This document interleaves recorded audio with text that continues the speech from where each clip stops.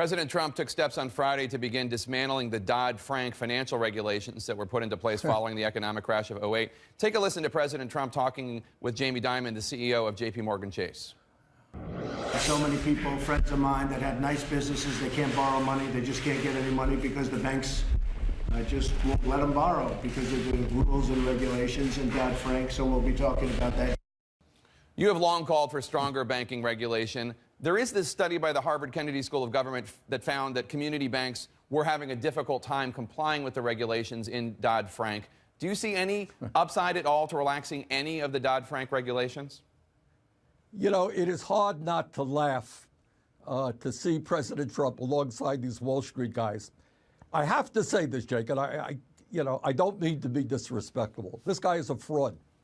This guy ran for president of the United States saying, Donald Trump, I'm going to take on Wall Street. These guys are getting away with murder. Then suddenly he appoints all of these billionaires. His major financial advisor comes from Goldman Sachs, and now he's going to dismantle legislation that protects consumers. This is a guy who ran for president saying, I'm the only Republican. I'm not going to cut Social Security, Medicare, and Medicaid. And then he appoints all of these guys who are precisely going to cut Social Security, Medicare, and Medicaid. So I hope that all of those folks who voted for Mr. Trump because he thought that he would stand up for working people, man, this guy is, he's a good showman. I will give you that. He's a good TV guy.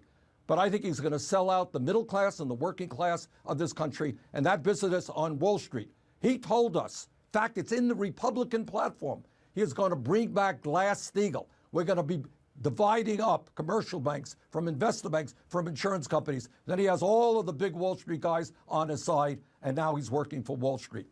But Senator Sanders, while you very strongly made the case throughout the campaign after Hillary Clinton got the nomination that President Trump would do this, and that even though he was using some of the same rhetoric you used when it came to Wall Street, not to believe him and trust him, there were a lot of Sanders supporters out there who I think believed President Trump, then candidate Trump, partly because there had been so many accusations of Hillary Clinton being so tied to Wall Street. Well, here is my only point, Jake. Look, it is one thing if you run a campaign that says, look, I think Wall Street's great. I think the drug companies are great. I think we have to cut Social Security, Medicare, and Medicaid. And if people want to vote for that, that's fine. That's democracy. But you have a president who I think in a totally fraudulent campaign said that I'm going to stand up for the working people. Look at his cabinet. We've never had more billionaires in a cabinet in the history of this country. Look at his appointees.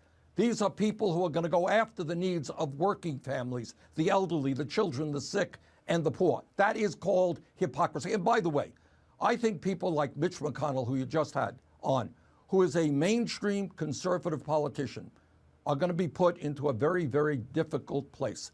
And I would hope that people like Senator McConnell and other Republicans have the courage to stand up, A, to Trump's movement toward authoritarianism, toward a situation where Trump says, everybody is terrible and wrong. I am the only guy who can protect the American people. You know what?